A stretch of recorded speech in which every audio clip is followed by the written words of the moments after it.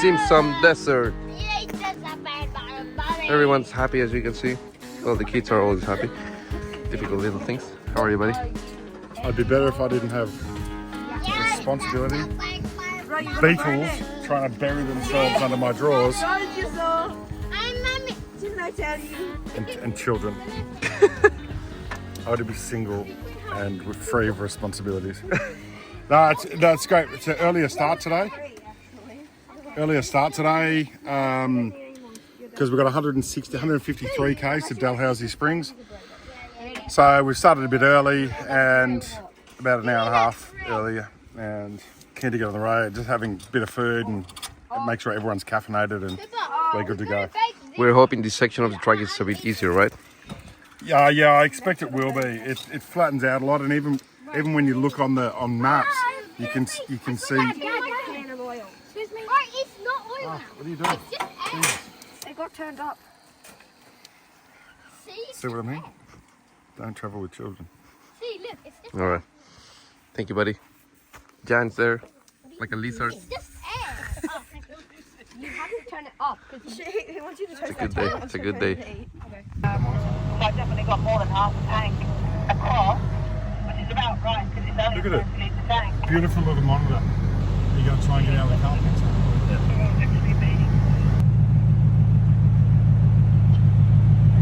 500 normally when we're actually, on normal driving.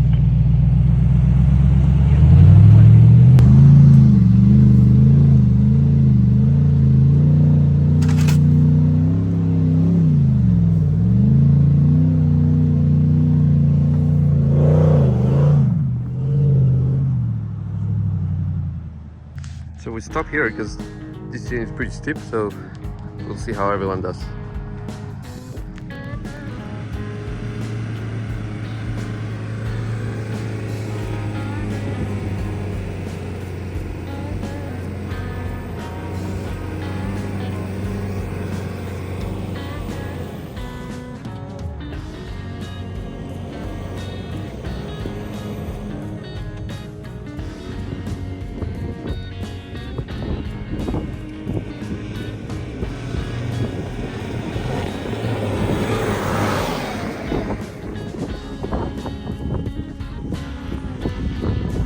That was pretty good.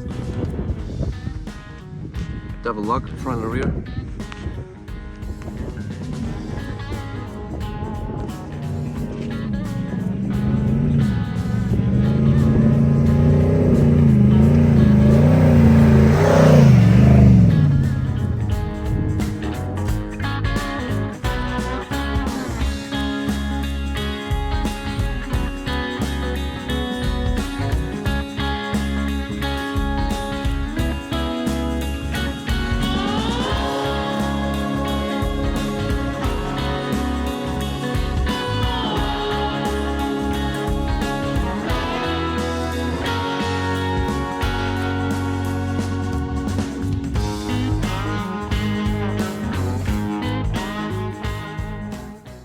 We've been smelling a bit of fuel fume. We don't know if there's actually, this thing is creating some pressure, so we'll see. No, not at all. Not at all. Yeah, not at all. So it's probably some breather line or something. We're gonna have to take a look later. Yeah, so we just had to make a stop because for the last day or so we've been getting wafts of the smell of petrol, and we've had to stop and get up underneath and have a look and see what we can see. And there's no visible signs of wetness, but what we noticed is that because it's got a long range fuel tank, the filler neck is a little bit tighter than the original, and the little plastic cap retainer that secures it so you don't drop it was actually stopping the cap from easily going on. So I just ripped that off and put the cap back on without it, and it went on way easier. So we'll see. I don't know if that's a thing, but it's not good having fuel vapor around the vehicle. Anyway, we're at last 50 k's of the Simpson Desert. Pancho's a bit worse than bloody wear. Yes. I think the last. Hey, check your first off. You guys start on top left. There is a koala on that tree. Can you see? Yeah, man. His whole family's there. The countryside has changed again, and it's been vast throughout the Simpson Desert. You know, whether it's big dunes and then flats in between, or small dunes and more rough terrain in between the dunes. And now it's changed again. We've got these kind of little dunes, little rolling dunes, and it's bloody rough as guts. And I think it's about the slowest that we've been on the whole trip. And this morning we've only averaged about 15 kilometers per hour over the last 3 hours. So the beginning of the Simpson Desert from Birdsville is slow, and then you speed up a bit, and we're dropping the speed right down again. And it's pretty tough. You know, after this is our 4th day, it starts to wear a bit thin. And it's that time when you start getting over it and you have a lapse in concentration. That's the time when things turn pear-shaped. So stay vigilant, stay hydrated, but enjoy everything that's around you.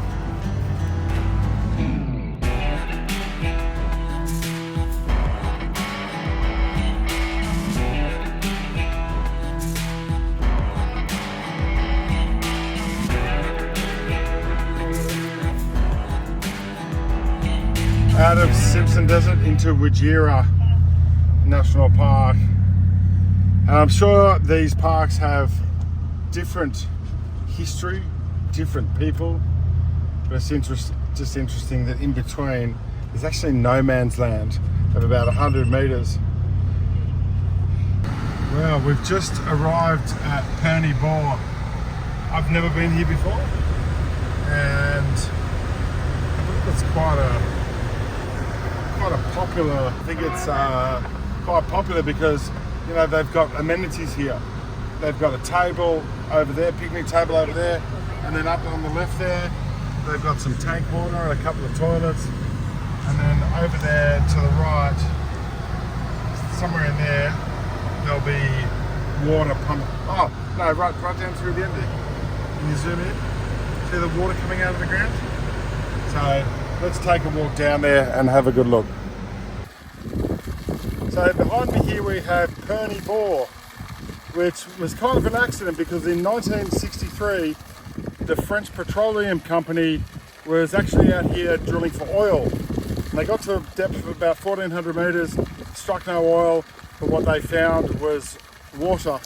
And now that water, as inviting as it looks, on a bloody hot day like today, is scaldingly hot. And interestingly, this was flowing at about 18 litres of water per second. So if you pan around, Ben, you can see all of this here would have been like a massive basin.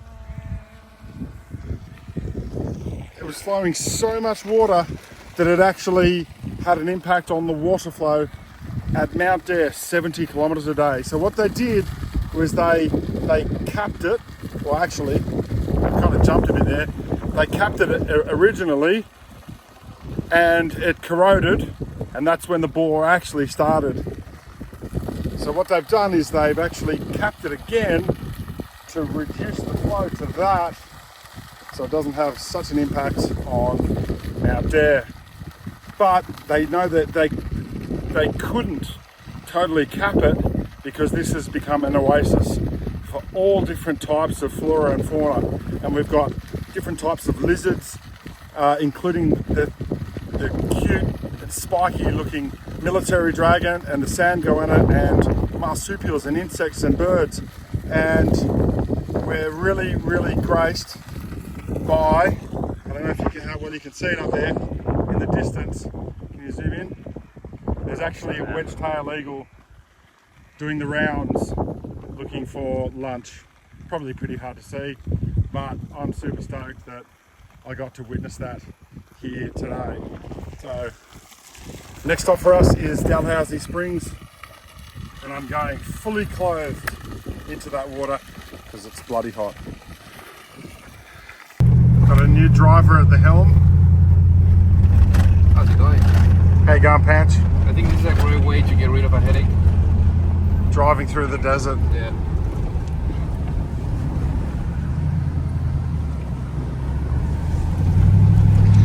Where are we going now?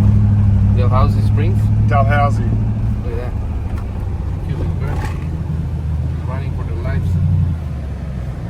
Buddy. Thank you. Good on you, man.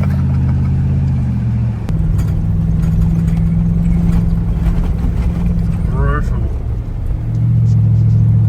What do you reckon about these corrugations, Pancho? Mate, this is nothing compared to what we used to race in Baja.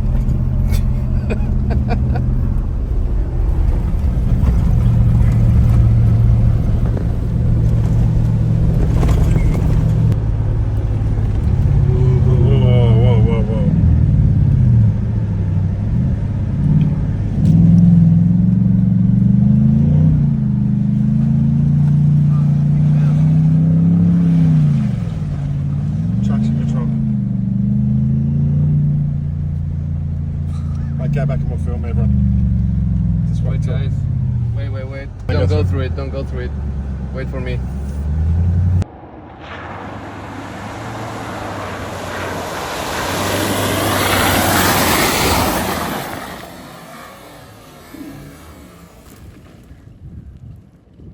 I got Luigi roosted me Where are you covered in mud? because we were just trying to get a shot driving through that mud hole back there, and I think this may have been a little bit of payback for something. Maybe because I ate most of the tiramisu last night.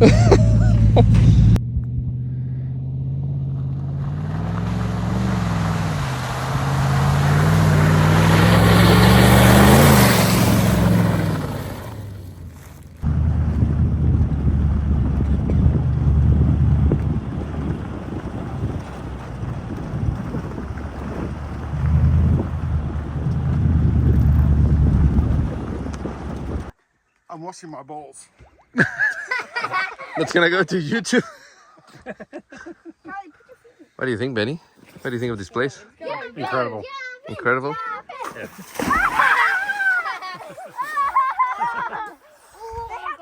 I did what I said I'd do, which was to go in fully clothed. Super grateful because I got to wash my duds after Luigi soaked me in that mud hole. You're actually pretty clean. Yeah, I am. Everything came up. Yeah, That's pretty good. that's good.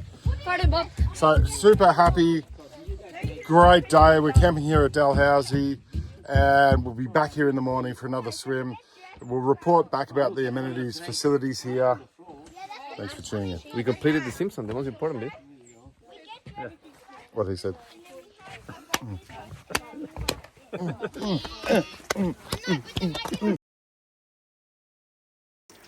So new plan, Benny. What's going on? Well, the mosquitoes are just brutal here, so we're gonna we just got to wash the headlights because we won't be able to see where we're going. Aaron's car wasn't so bad, but Luigi can't see anything at the front of his, and neither can mine really. Let's go take a look at Luigi's. So So the new plan is going to mount there. we're gonna head to Mount there. All right. I mean, that's it. Look at my hand there. Mosquitoes. There's like 3 on my hand just because I kept it still for a second. Fucking hell. It's just. So these are Luigi's headlights. Yeah. So the plan is to get out of here. Do you want to hose yours down, or do you want me to do the same thing, or?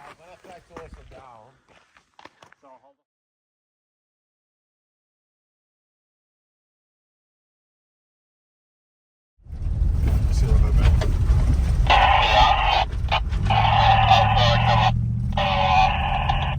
That's why you don't go fast over cattle grids. That is exactly why. That thing was a monster. Massive. We're still on our way to Mount there. We were trying to get in touch with them using UHF channel 6. They have a repeater tower. No luck, so we ended up calling. Once again, thanks to the Starlink. We got in touch with them. They were extremely friendly, right? And accommodating. Yeah. They can't help us with fuel tonight because they can't pump fuel after 6 p.m. apparently. I have no idea why, and that's okay. But they're very, you know, this is what, you know, being Australian and community minded means, because I asked them if they had drinking water, and they said, oh look, we've only got non-potable water, but we've got 10 litre jugs, 10 litre containers of it. I said, fabulous, could you leave me some? And she was like, oh yeah, that's cool. Oh, do you want to do a credit card payment, or like, how do you want to do it? And I was like, oh, like whatever, I can give you a credit card. She's like, you gonna stay here? And I was like, yeah. She's like, oh, don't worry about it, to sort me out in the morning. So I'm like, oh yeah, cool. Oh, while you're there, can you put out some Coca-Cola as well? And she was like, oh yeah, no worries, that's cool. So we've got some refreshments to wash the dust down. Well, we've just received word from Danny that she's officially out of fuel, so we're going to have to drag her the last 13 k's into Mount Dare, and I knew it was going to happen. I just didn't know when. So now we've got a bit of a recovery, and we're going to have to flat tow Danny into Mount Dare, and that's no easy feat on a gravel road. On a gravel road at night with all the stone flick. That's going to be tricky. Actually, I can see the flashing lights out in the distance. So they're only a couple of k's in front. So when we can catch up to them, we'll get Danny hooked up and tow her into town. I don't think it's going to be an issue because V8 Nissan power towing a Jimny. This episode is turning out longer than expected. It certainly is, mate. Because we were like, what are we going to talk about after in the desert? And there's big bloody heaps to talk about. So. All right, we'll get back once everything's ready to go. Danny, what happened? Back in Birdsville, I thought it might be a good idea to get a jerry can, stick it on the roof, just in case. The roof rack that's absolutely it's got empty. Nothing in it, just a small, maybe a 10 litres or even a 5 litre jerry can. Stick some fuel in there. If it's not needed, doesn't matter. If it's needed, like it's going to be and was and is, we wouldn't be here. But somebody said, no, she'll be right. Well, part of me thinks that Aaron did that on purpose just to film this, just for this to happen. We've got all our recovery gear out, and we're just going to drag Pickle all the way in. Everything we use is soft shackle. We don't use any hard shackles anymore. And Pickle's so light, I don't think we're going to have any dramas, but it's still 11 or 13 k's. We've got to drive it. We've got to drag Danny in. So Mount Dare, here we come. Thank you. So basically, we got 2 soft shackles, an equalizer, then a long strap, just to give it a bit more distance for safety purposes.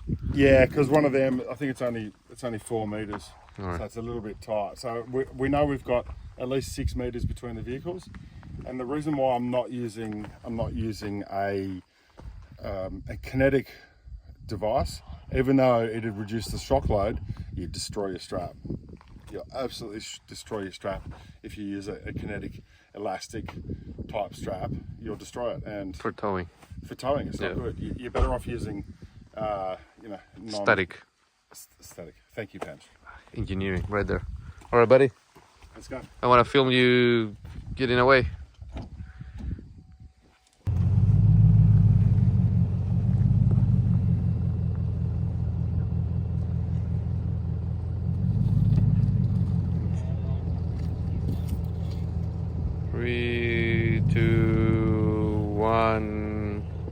Tension.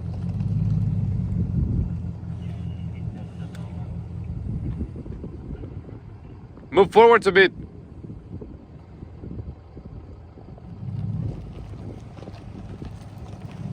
All right. Good luck, Danny.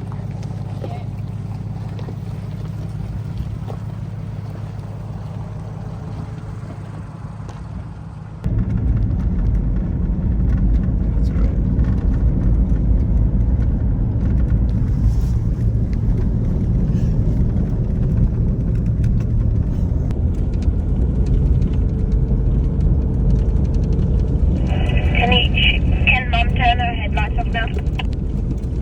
Slow down, slow down, slow down, slow down, slow down. Danny, brakes, Danny, brakes, Danny. This is mud, hang on.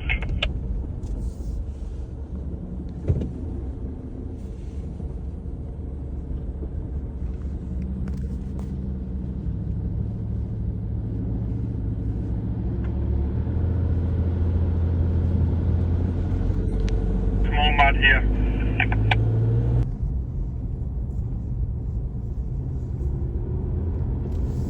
Slowing it round to the left. Danny. Slowing down.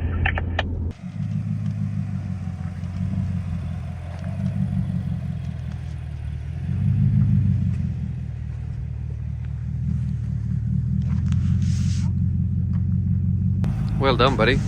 Thank you, buddy. It's pretty easy. Yeah.